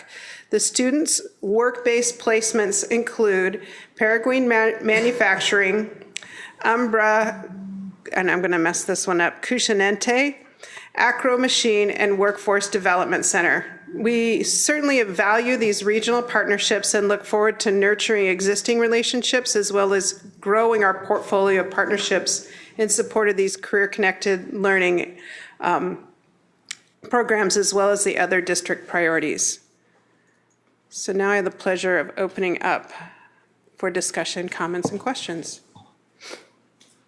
I'm going to start just because you're standing there and I have a question for you. What is the total number of students that we had in internships this summer? Do you know? So this summer we had, that we supported, that we placed, we had just about 20 internships and 8 youth apprenticeships. But that's not all of the other internships that we helped find for students. So like Fred Hutchinson Cancer Research Center, we had 2 of our students placed there. We didn't create that internship, but we helped find that internship and place students there. I'm very well aware of it. So I don't have that. So I don't have that total number yet because our staff that have supported that aren't back. Right. Yet. Okay. But I'll be happy to share that number. Yeah, I was curious on the others. Thank you. Directors, do you have questions for, on the strategic plan update? I don't have any questions. I just want to thank everyone for all of the hard work this past year and pre-thank you for all the hard work you're going to do this year. Pre-thank you. Thank you very much. I do want to say thank you so much for putting this all together, and I'm glad, we have a handle on this. I'm so happy about the internship and apprenticeship programs coming up, and I can only see that growing like leaps and bounds. So, get ready because it's going to happen. While you were going over the facilities planning, I went to the website just to see, what, what pictures were there and the discussion. So it was really good to see that. And it was so funny about the demo day at North Middle School. I missed that day because I was there. I kept going by there. And then something came up, and I can't remember right now what it was. And then the next time I went back, it was gone. So I was it was like one of those things I would have loved to have been there so I can get the ceremonial brick or something, and save it for posterity, But thank you so much for doing all that. And I must say, I did comment about the additional landscaping work done around the school. That was really good to see, because one of the things that I was very much concerned with was the continual maintenance that we're doing with each one of our schools. So thank you. Thank you for your comments, too. I appreciate that. It sounds like we are a lot alike in the sense that we like to see buildings torn down. Well, I like to use the equipment, too. I like to actually get in the chair and push the buttons and stuff like that, too. Director Andrews, do you have any? Really no question, just some comments. Great presentation, and there was just a overwhelming sort of message of all the partnerships that we are engaged in, and it's very encouraging to see that. Plus, I want to mirror Director Mitchell's thank you for all the work that's gone on this year. I really enjoy reading the summary. It's overwhelming in some ways to read about all the good work that has gone on, all that's been accomplished, and everything, all the progress that's being made and continued progress. So it's good reading material, second only to the CAFR. So thank you. I'm honored. Thank you. Yeah. I too wanted to say thank you. I think this presentation in particular highlights why the work that you do and the work that we get to do is never boring and dull because it's just continually evolving. And it's a reflection of new research that comes out, of our community's desires, of growth, of everything from national trends. And so I love seeing how you folks take all that and blend it into the structures that we have in place to, well, constantly be improving. So thank you very much for keeping an eye on what we need to be doing and what's most important, and then measuring it too, so we know that we're doing the right thing. I did have a question on 11's, slide 11. That was a new,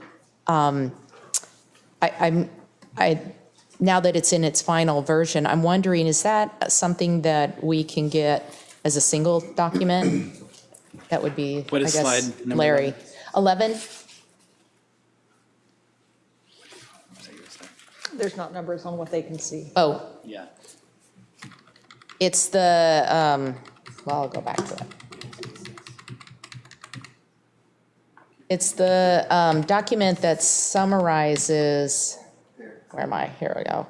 The systems of support. And you would like that a would just copy? be, yeah, I would electronically if possible. I just think it would be a really great one to have the ability to share and show people how the behavioral, academic, and social emotion really is integrated and how important that is. So I appreciate that easy snapshot of that work. And this is the district level view of those Correct. tiered systems. And Yeah. just to reiterate, the schools are personalizing theirs at their schools, which Yeah. will then be on display in the fall.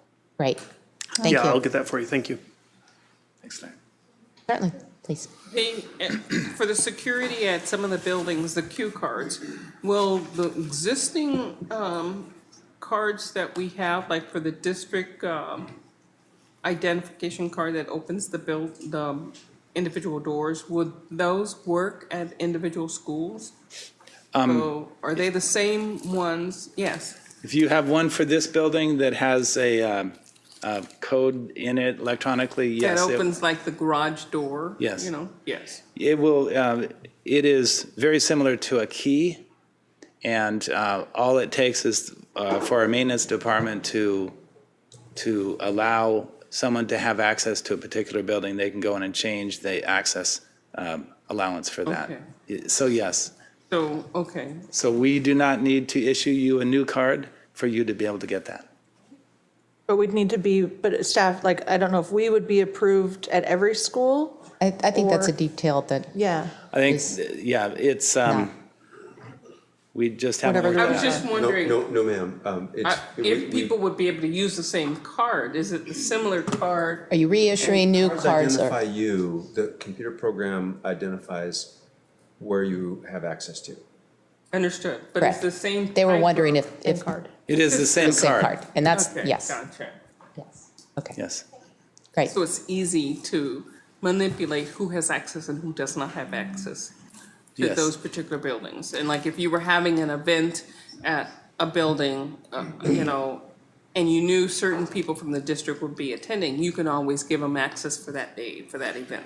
Yes, and we can do that with community user groups. And if an employee loses their card, we can disable that number. We don't need to rekey the locks to do that. Exactly. Yeah. Yes, a And- lot of hotels have and moved to that many- same pardon me? process. A lot of hotels have moved to the same process, yeah. Yeah. Any further questions, directors? Okay, thank you very Thank much. you Thank very you much. all.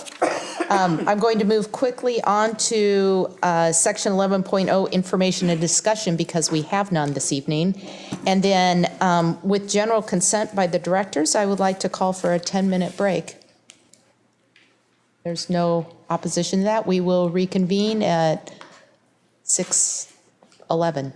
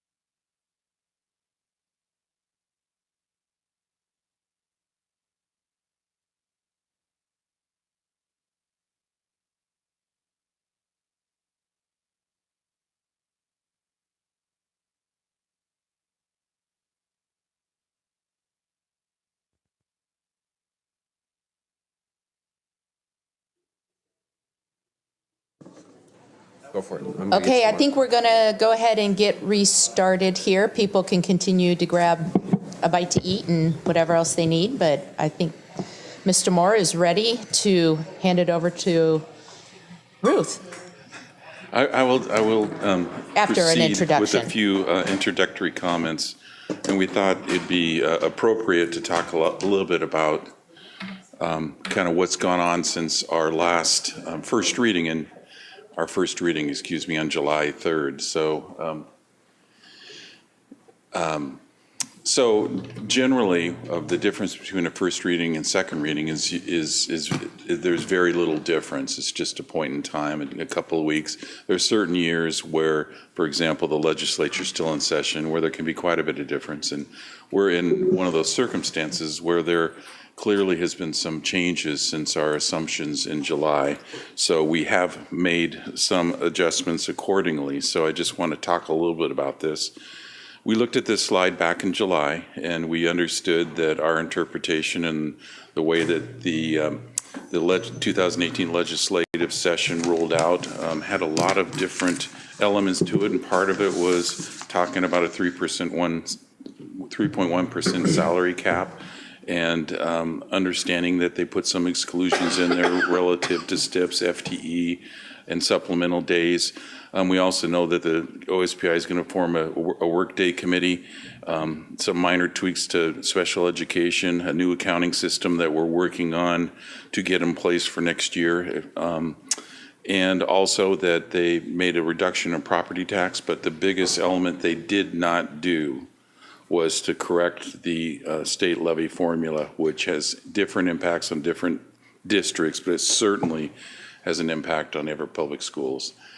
I think we also talked about what that sort of meant. We've talked both to the legislators throughout the year and to you as a board about how the state conducted a levy swap, and that the significant increase in funding coming from the state was offset by a reduction in local levy revenues. And what that meant for us was that what we would have, or our cap was in 2018 is $62.23 million. We reminded the board that we were held more by our local voter approval and levy assistance. But either way, you can see that it was a $32.5 million cut from what our levy authority was in the prior year from the state. That's 41%, and it also, vice versa, from our voter approval, 41% cut, and nearly a 50% cut from what the previous law.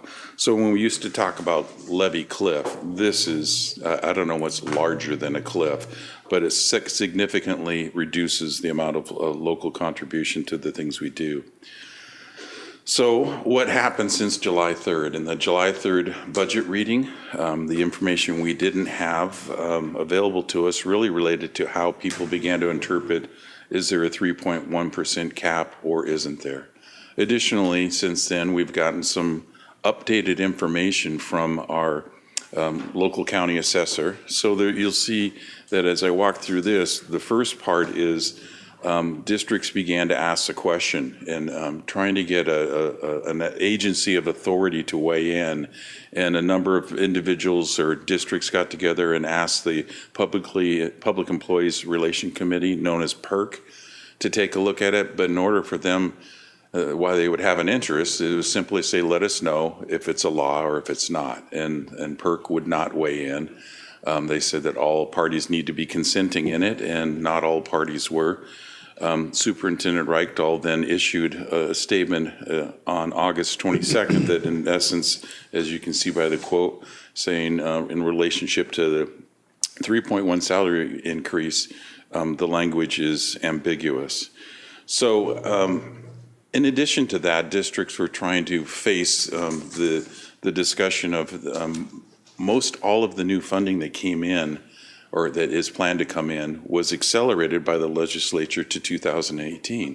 So accordingly, our legislators, several legislators, including 2 local legislators, stood in a video with the Washington Education Association, affirming that this money is intended for salaries.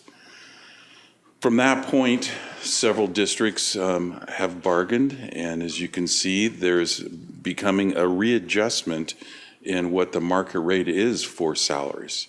Initially, this is starting and looking at the educators in the area. As you know, Lake Washington and Bellevue settled early, and based upon the information, more and more districts were aligning with this legislative intent.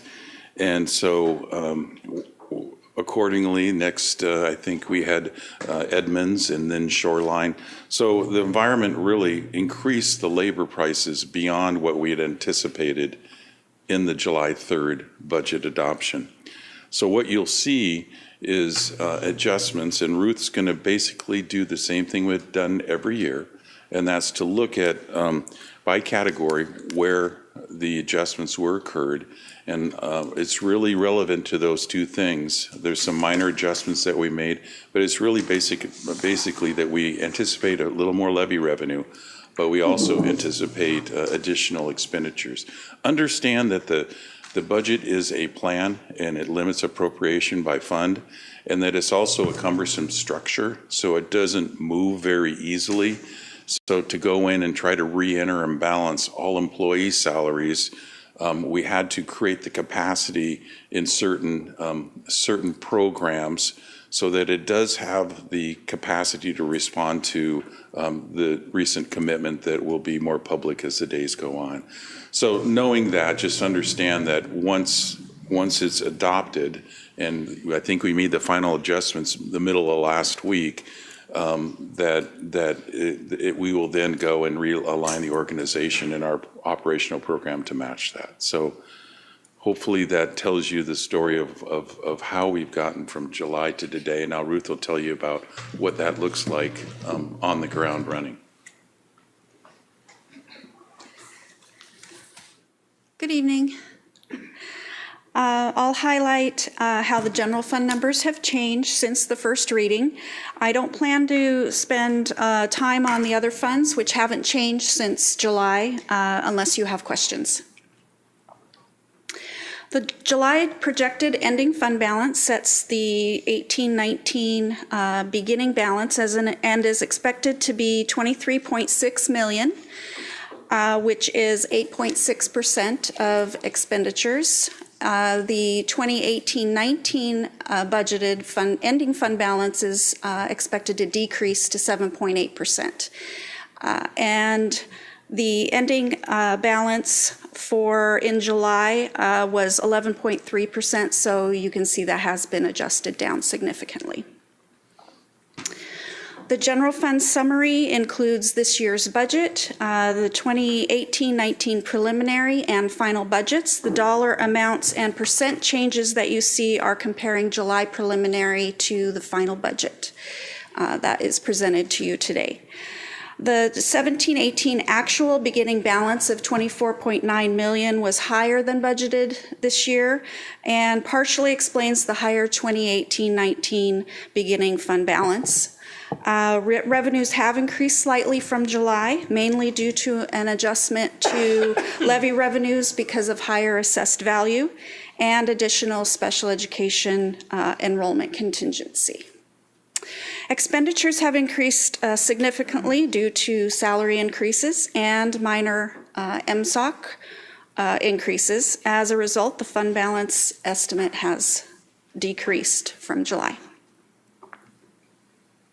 Enrollment and staffing estimates have not changed since the July 1st reading, and so I'll quickly go through these slides unless you have any questions.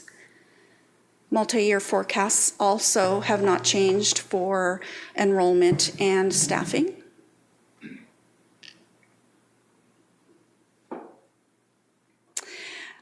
Which brings us to revenues. As mentioned, local taxes increased from the first reading due to higher assessed valuations. Also included is an increase in local revenues for high school student stores, which are offset by expenditures. There are contingency revenues for possible enrollment increases in special education. That is under state special purpose, that $1 million. And then federal IDEA revenues increased. We got final numbers for that. And so that is $81,000. That is also offset by expenditures. The enrollment contingency in state special purpose is also offset by expenditures.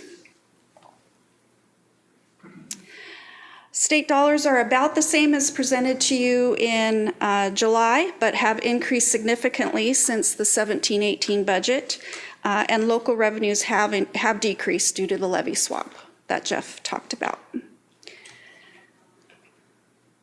This report has been required by the state for the last couple of years, and it shows how much state basic education MSOC revenues we receive compared to the expenditures that we have budgeted.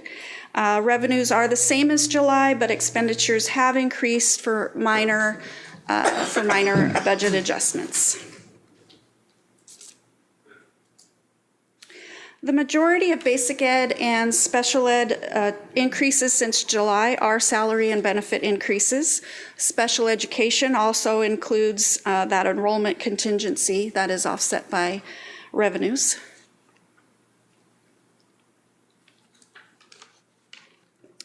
Almost 73% of expenditures are for basic education, slightly higher than the first reading. And the program details slides reflect changes consistent with what we've previously discussed, most significantly, as you can see, in basic education and special education.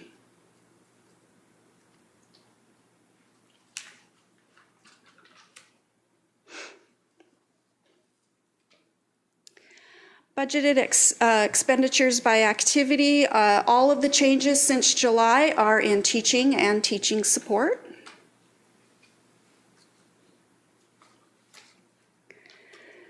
Teaching and teaching support percentage of expenditure is over 76% of the expenditure budget. That is about 1% higher than the first reading. As expected, most increases since July relate to certificated salaries and benefits. Approximately 84% of our budget goes to salaries and benefits, which is a slight increase from the first reading. And this is the multi-year forecast. It includes the budget for 18-19, which you're adopting today, as well as forecasts through 2021-22. It has changed since the first reading, mainly due to increased salary and benefit expenditures, which flow through the entire 4 years. And you may recall that it had only included historical percentage increases for staff at the first reading, where we had estimated ending balance of 9.2% at the end of 1920. We now estimate an ending balance of 2.2% in 2020. As mentioned, other funds are exactly the same as we saw in the July first reading. So at this time, I can answer any questions that you might have.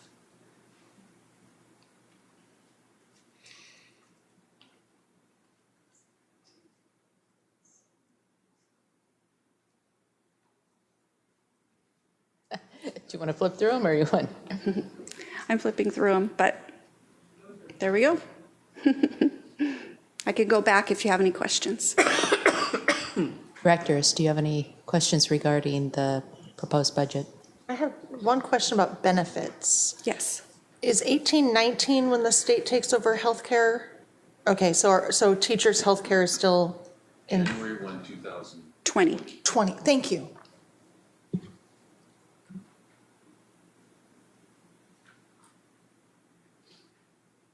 Director Lassane or Andrews, do either of you have a question? Go ahead. Going back to page 26, this is that I just want to clarify. Yes. Yes, you mentioned 2.2% 2020, but you meant 1920. Ending balance for 1920, yes. These are all ending balance percentages.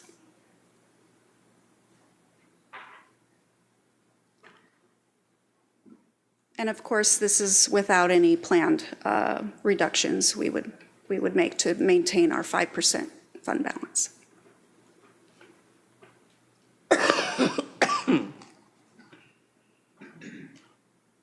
Based on the legislature not changing. Well, could you pull your microphone, Correct. please? Correct. This assumes current law, which this would be more favorable if the legislature does something in the next session to change lift the levy lid. That's a mouthful. If something were to happen with the levy lift, what would you expect the percentage in 1920 to be, the ending fund balance be? Well, she can't answer that because it depends on what the legislature does with the levy. But if it goes back up to the existing, where it's existing, I would expect it to increase. I don't know that it would quite be at 5% though. But we'd have to do more analysis to know that for sure. If the legislature makes the correction, we would only capture the 2020 portion of it. So in 1920, we would have to tighten the belt to maintain, and then the following year, you would have the full effect of the voter-approved levels. So it's 1920 that we have to monitor and project to.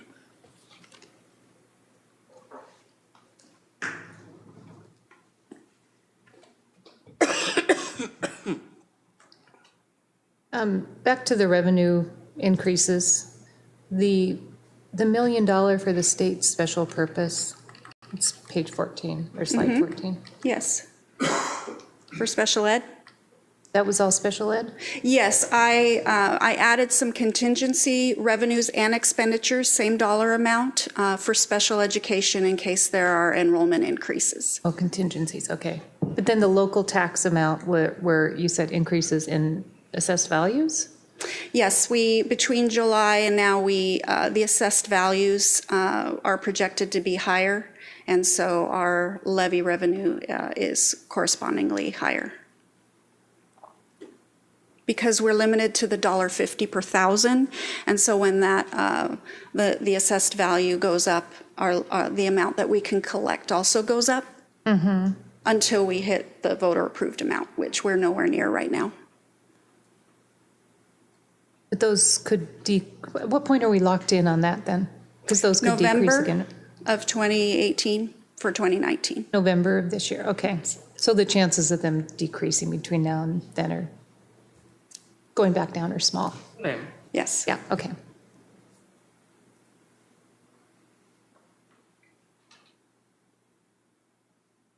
Any further questions?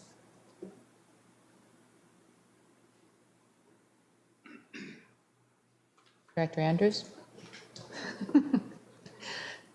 No, thank you. Okay. Surprised at the numbers.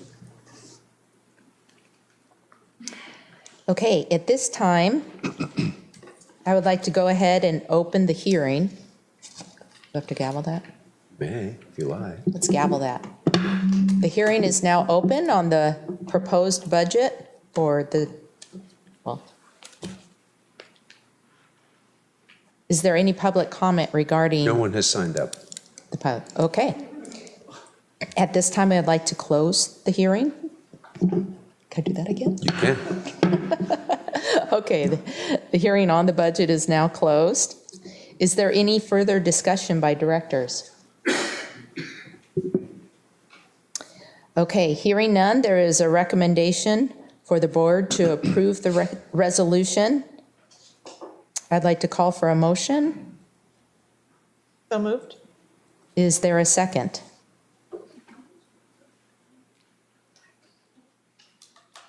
Second.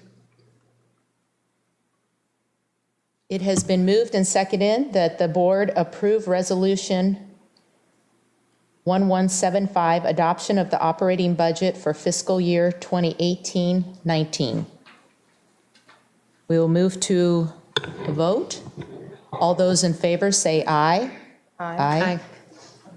All those opposed, no. The motion carries. Thank you, both of you. Okay, we will move to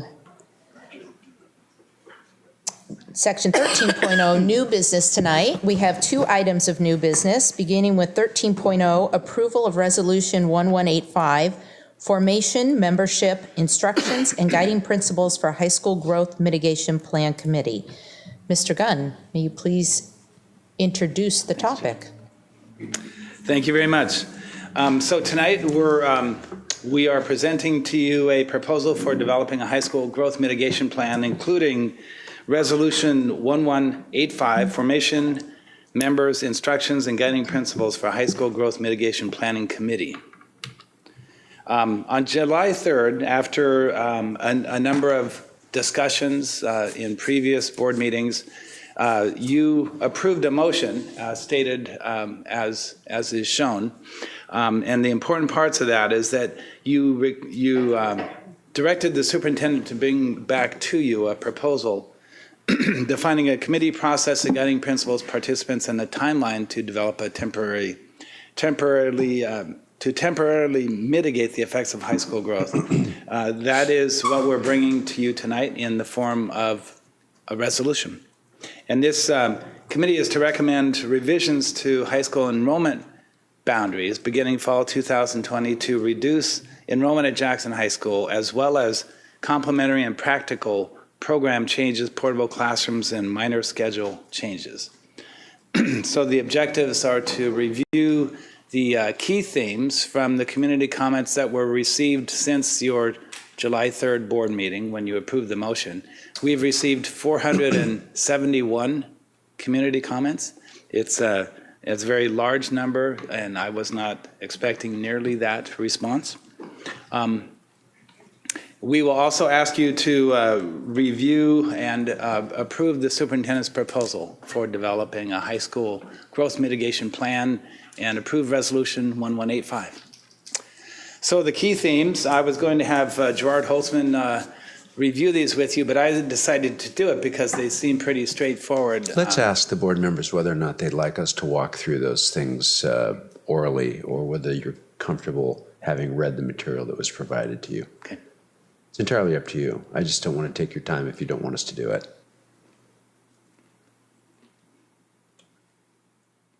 I'd like to go through the steps. The findings The findings. or themes? And I think it might be good for the record to be noted that we all heard. Go ahead. All right, thank you. So just for the record, the comments are included as attachments to this agenda item in board docs as well. So the key themes, we identified 11 key themes from the 471 comments. Some, I did want to note though that some of the comments we received connected with more than one of the themes. So that's why if you add up the numbers in the parentheses on the left side of this slide and the next 2 slides, those are the numbers of comments that reflected those key themes. But if you add up all those, they will add up to more than 471. Okay, so the first, the most commonly identified key theme is boundary changes raise concerns. Raise concerns in a variety of areas. You can read through those. They're pretty common. The kind of concerns that we see when boundary changes are going to be a possibility. Safety of young drivers at the high school level, time rather than distance. Students will be on buses, interference with their regular after-hours activities, and some other concerns.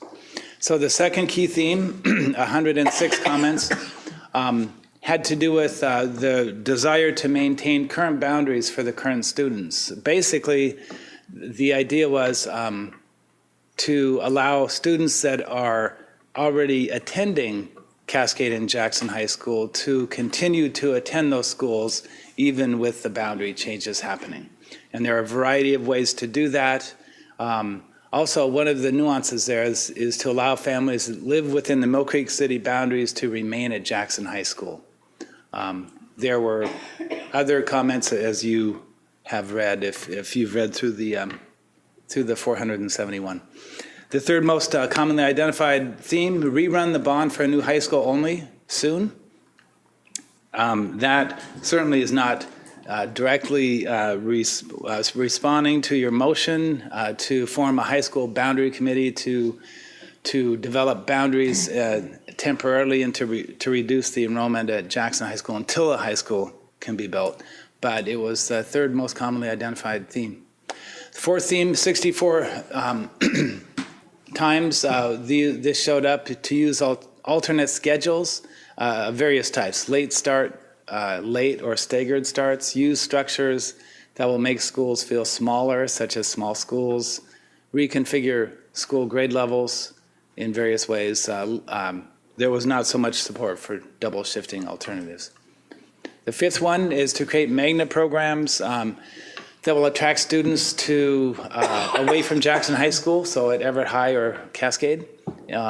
This includes online classes, technology, technical skills at Everett Community College, Snow Isle Skills Center, and other math or science-related magnet programs. The sixth theme was to select a committee that is representative of the community's different perspectives.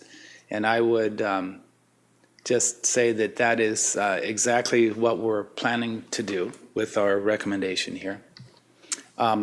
Seventh key theme, be an advocate for infrastructure changes. This had to do with mitigation and impact fees and trying to advocate for restrictions on housing growth until schools can be built to accommodate those students living in those houses.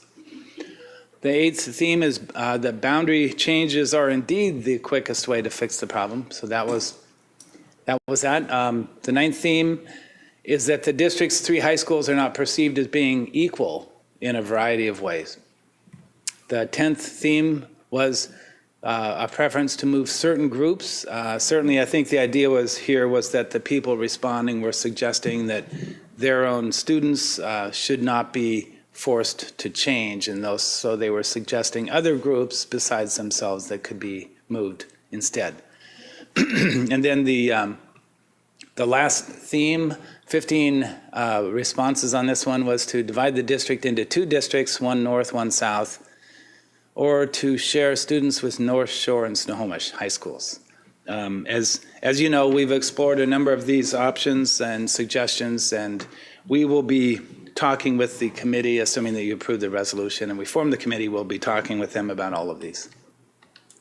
All right, so the schedule that we are proposing shows us for the next 6 months or so, while forming a committee using certain requirements, giving them certain instructions and guiding principles, and then having them work for about 6 months, and to put out to the community in forums and in online comment opportunities some information about their work. Have the committee make a recommendation in March. The superintendent would make a recommendation to you in May, and that would also prompt another online community comment opportunity, and then you would make a decision in June for boundary implementation in the fall of September 2020. That's the proposed schedule. We're proposing Jim Dugan. He is also here tonight. Jim with Parametrics. Jim, raise your hand. Thank you. Jim, as you know, was the facilitator for the elementary boundary process. Committee members, we're proposing 30 members representing the district's 3 comprehensive high schools, 5 middle schools, as well as 1 student from each comprehensive high school, and principals or assistant principals representing the district's comprehensive high schools and middle schools as well. Committee member selection process, we would open this one up to the whole community through a variety of communications. We would basically, starting I think tomorrow or the next day, we're going to put all this out to the community, informing them about this opportunity. We will ask interested applicants to submit either online or hard copy applications with some information about themselves, as well as a commitment to attend at least 75% of the scheduled meetings and to be an active and committed member of the committee. We would make selections based on providing balanced perspectives on the committee. And the selections for that committee would be made initially by a committee. We'll share the membership of that selection committee in a minute, but then in a minute. But the ultimate approval of members of the community to that committee would be by the superintendent. So the selection committee would be Jim Dugan, myself, Larry Fleckenstein, Sally Lancaster, Debbie Kovacs, and Janice Green, Snohomish County NAACP.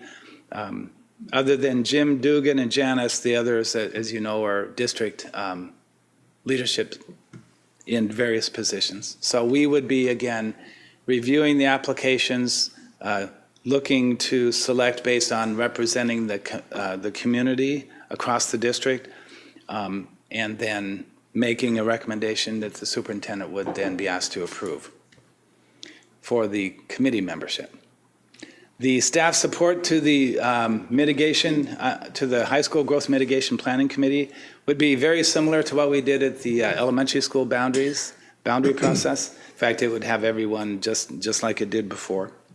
Committee instructions. This is one slide list of the instructions that we would suggest that you provide through this resolution that we're going to ask you to consider approving to the committee. And it would be that the committee is to develop a recommendation to the superintendent by March 31 that is responsive to your motion approved on July 3rd, that changes to the boundaries would go into effect fall of 2020. However, other changes like program or scheduling or portable changes could or may take longer than that to implement. The committee is to carefully consider the guiding principles developed for this process in its recommendation, and those guiding principles are coming up here shortly. And then the committee is also to consider in some manner the key themes raised by the community over the last several months in its recommendation, the 471 comments. The guiding principles, very similar to the elementary school guiding principles, although we did look at it and make some changes to be more consistent with the high school cohort. The guiding principles that the potential impacts, both positive and negative, of any boundary change should be carefully considered. That's the care. Inclusion, appropriate opportunities for input from the affected parties should be provided prior to making the changes. Solutions should be made in the context of long-term solutions. Short-term solutions not addressing long-term issues should be avoided. Preparation, the boundary changes should be approved with enough lead time to allow families to plan and prepare for implementation. We're planning to have this process result in approval over a year ahead of time by you if we stick with the schedule proposed. Students should be able to attend schools located in close proximity to their own neighborhoods, and if possible, all students living in a neighborhood should attend the same schools. This one here was particularly true at the elementary level. We left it in for the high school as well. Barriers, natural or man-made barriers to safe and efficient transportation routes should be taken into consideration, including pedestrian and vehicular transportation. This has a lot to do with the I-5 corridor, the Eastmont interchange with the Boeing freeway that forms an effective block to some of the north-south traffic. Those are two man-made and natural barriers that we're thinking of. Inequity boundary changes should be made only after considering where inequities might lie in current boundaries and potential boundary changes, and changes that create new or perpetuate existing inequities should be avoided. Two more, continuity consideration should be given to maintaining consistent feeder patterns, elementary to middle to high where possible. And it's very difficult to have that be totally consistent since we have 17, soon to be 18 elementaries, 5 middles, and 3 high schools. They don't divide evenly, so it's hard to get a consistent feeder pattern going. And then efficiency. Transportation routes should be as efficient and reliable as possible while maintaining the amount of time a student spends in transit to and from school. So this is the next steps that we have planned. Assuming you approve tonight, we would very quickly over the next couple of weeks form the committee, do the screening, have the superintendent approve. We would meet, I think, beginning September 24th and then go through, we've already set up those meeting times and locations. And so over a 6-month period, we would meet with the committee and again, put it out to the community at various times. And we would be, I'm sure, giving you an update on a fairly regular basis as well on the progress made. March 8th, committee recommendation to the superintendent. By May 7th, we're planning to have you review the superintendent's recommendation. And then June 4th, have you approve the mitigation plan for implementation fall of 2020. So now I'm done with the presentation, asking for you to consider approving Resolution 1185. And certainly if you have any questions, I could answer those now. Thank you. Directors, before we get to the approval of the motion to approve Resolution 1185, are there any questions for Mr. Gunn? I don't have a question. I just have a thank you to both you and Dr. Cohn for taking my recommendation to slow down the process, because I believe the timeline you've proposed does give enough time for the committee to do their work, receive public comment. We've already received comment tonight about how changes are impacting, or perceived changes are going to impact students, and just the fact that this is a necessary thing we have to do, but just to have it slowed down so we can have that committee have really good due diligence, because it's going to impact a whole lot of lives. So thank you. Questions from either of you?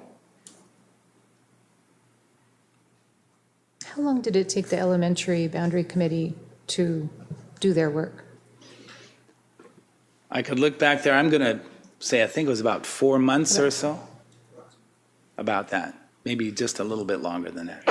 About 4 months. Yeah. Pretty intensive work. I was just wondering about the 6-month time frame. I mean, you just said slow things down. I'm wondering if 6 months is enough time to do the work, because it feels bigger than the elementary boundary. Sure, it is bigger than that. I know you don't want to extend it out too long because you have to keep participants engaged and interested, but you also don't want to get too narrow of a time frame. I think at this time, we are comfortable with the schedule that we proposed. If we end up pushing the completion into the fall, it would still be a year ahead of the implementation of the boundaries. So we could take a year to do what we hope to do in about 7 or 8 months. 6 months of committee process, and then the follow-on review and approval by the superintendent and yourselves. And I think, tonight we're approving a resolution for the formation of the group to do the work. And if it became apparent that 6 months was not enough time, we could revisit the timeline too, because there is a little bit of a cushion in there. Mm-hmm. But we certainly want to move things forward. And that was sort of the timeline we had originally agreed upon. So for now, that would probably make sense to move forward with that. I agree. It's just nice especially to have, I that agree. in mind that there's some flexibility there. Thank you.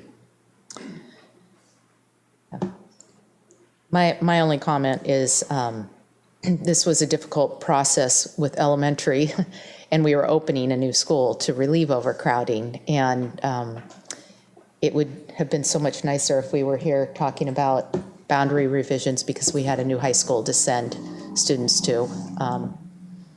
But for now, we need to take steps, and I'll just reiterate, because this is the work the committee will have to undertake, but for the folks in our audience here tonight, every single one of our schools in the South End is over capacity. And so, well, I may not be able to say that a year from now when we open a new elementary school, but at this point it is. And middle schools, high schools, and even with the new elementary school.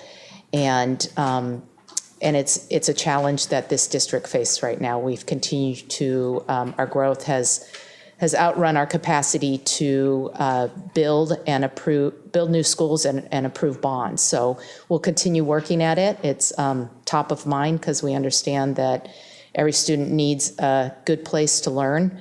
And in the interim, this is a solution, a necessary step that we must take. So if there's no further questions or comments, we will move to, let's see. I would like to call for a motion to approve Resolution 1185 regarding the formation, membership, instructions, and guiding principles for a high school growth mitigation plan committee. So moved. So moved. Is there a second? Second. It has been moved by Director Lassane and seconded by Director Andrews. We will now call for a vote. All those in favor, say aye. Aye. Aye. All those opposed, no. The motion carries. Thank you very much. Thank you very much. We are at section 14.0. Oh, no, sorry. Sorry, Mr. Fleckenstein. We are at 13.002, policy 3520, student fees, fines, charges, a proposed revision of first reading.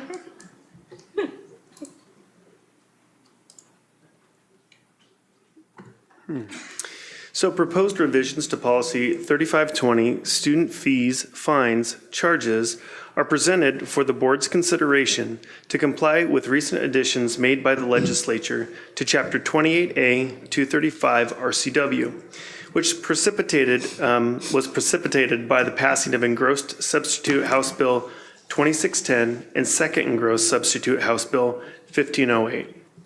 These bills added language to the law that directly affect school nutrition services and further developed language regarding the qualification for a waiver or reduction of fees for students eligible for free or reduced price meals. Revisions also include a process in the policy to include alternatives for students to provide restitution for a fee or a fine by payment or equivalency of voluntary work. In addition, a revision to the title from student fees, fines, charges is proposed to become student fees, fines, and charges. Proposed revisions to policy 3520, student fees, fines, charges, have been reviewed by legal counsel and the superintendent's cabinet prior to tonight's meeting. Thank you. Directors, do you have any questions regarding the proposed revisions to policy 3520? I do. I have one question. If a student is part of the free and reduced price meals and would like to use equivalency through voluntary work, who makes the determination of what voluntary work compensates, how much voluntary work compensates for that level of expense that the student is owed or owes? Yeah, within our procedure, it states that the principal works with the family and student to determine that and what voluntary work would constitute restitution. So that is agreed upon prior to the commencement of that work. In writing? I would need to check whether I would need to look at the procedure directly right now, Dr. Cohn, to know whether it says in writing. I don't have that in front of me. My biggest concern, if a person currently may not have the skills to perform certain voluntary work, and if we level certain work that's just beyond their capability. Yeah, I think what's implied is that when it's mutually agreed upon, that it is work that the student would be capable of performing to create that fair opportunity for restitution. Right, and for one family, fair could be one thing, and another family, it could be totally different. So, how do you determine? And that we have, the principals in our fair. buildings have always taken a case-by-case approach to working with families who cannot afford to pay a fine financially by creating an alternative or voluntary work experience. So it is always personalized. What this does is reflect what our practice is and is further developed within the procedure. And it is in writing. It will be in writing, yeah. Yes. What they It says do. so in our procedure. Okay. I'm sorry, I don't have it in front of me. I do. Reference, That's but why thank you for I'm doing so. confirming. It does. Okay. My biggest concern is that we don't utilize that to the detriment of our students, providing them something that they cannot ever do. And I'm not aware that we've ever set up an unfair expectation for restitution. Okay, thank you. Thank you. Any further questions or comments? Okay, with that, we'll move it to second reading. Thank you very much. Okay, now we are on to section 4.0, upcoming agenda items. Dr. Cohn. Your September 11 meeting has a strategic progress monitoring item. It's the annual update we provide you, or at least it's become annual of late. The professional development systems, really it's improvement growth process and progress.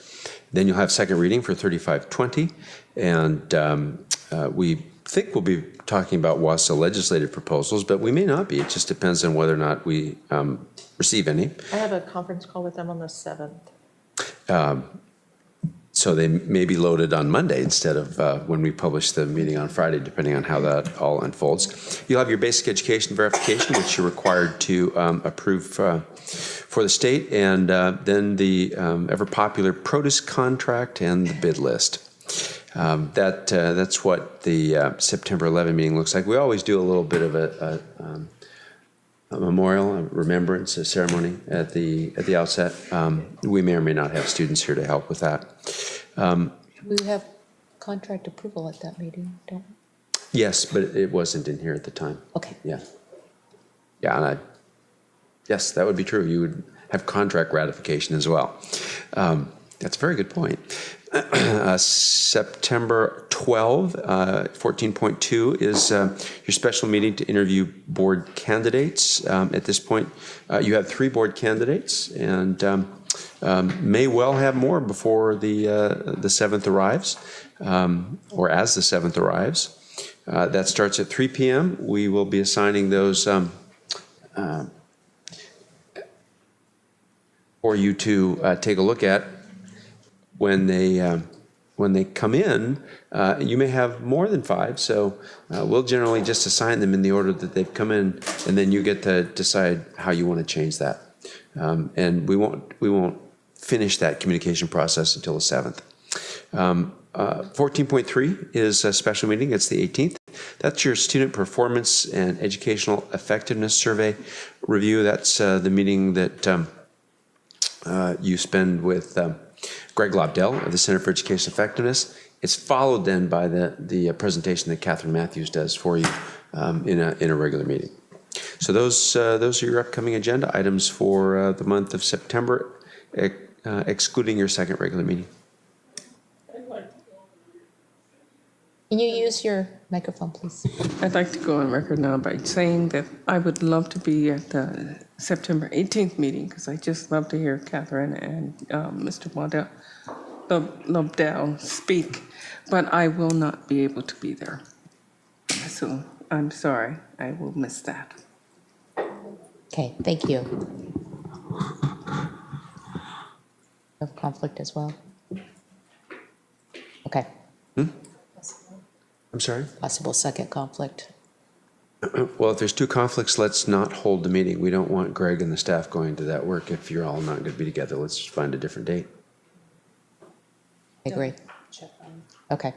We'll follow up on that. Okay. Okay. Let's see, that takes us to section 15.0, executive or closed session. And tonight there is no executive closed session, which brings us to 16.0, adjournment. This concludes the business scheduled to come before Everett Public Schools Board of Directors. This meeting is adjourned.